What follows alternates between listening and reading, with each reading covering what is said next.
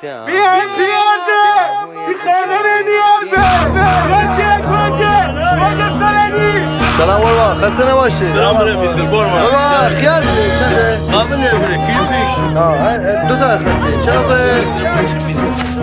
چقدر به؟ نه بهت بگوشم بده. نه چقدر به من بگو. پیش.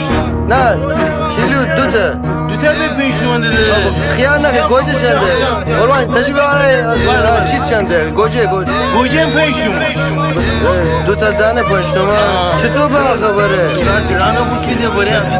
یعنی چه؟ آقا بیا من گوجه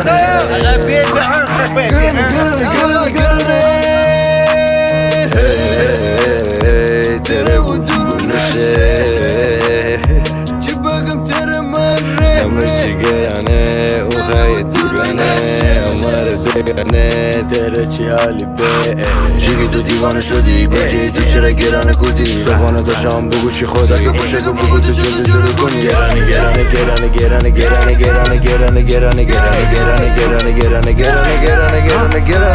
منه بگو کی جیبه بزنی کی بزه همین جیبه چه سری خلاص کوی دره بری پسری بگو اما کجا سری بزنیم منه بگو کی جیبه بزنیم کی بزه همین جیبه چه سری خلاص کوی دره بری پسری بگو اما کجا سری بزنیم تر خامگی چگو تر زندگی شاکی تر جغلم وابدی چرا مارگی واس بگیره سر بیجی تو شتری الان باید بشی دستیجی درختی فامیلان سرکاشی نفرستد رفی خانه بدی کاری شب از غم گیری تو فندگاری خود دنی هم پیش نبی آری گرانه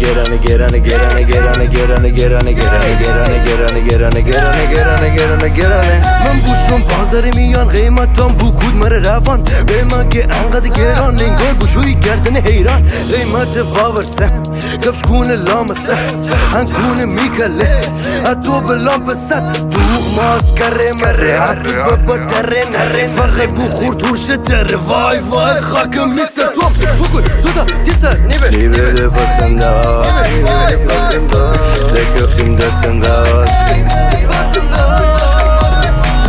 داشی یعنی دوستوست انا من فدیم بارم داداش به خدا نصرفه به خدا من اما از پدر بابای چی مشتری بیم بابا سیاه جانه اما رو شناسه دو دن خیاره ده ما باید آشنا ببارم بابا بی حرف دیگه بی همین خدا لحظه برکت ده تلویزیون جایدی عوالا بابا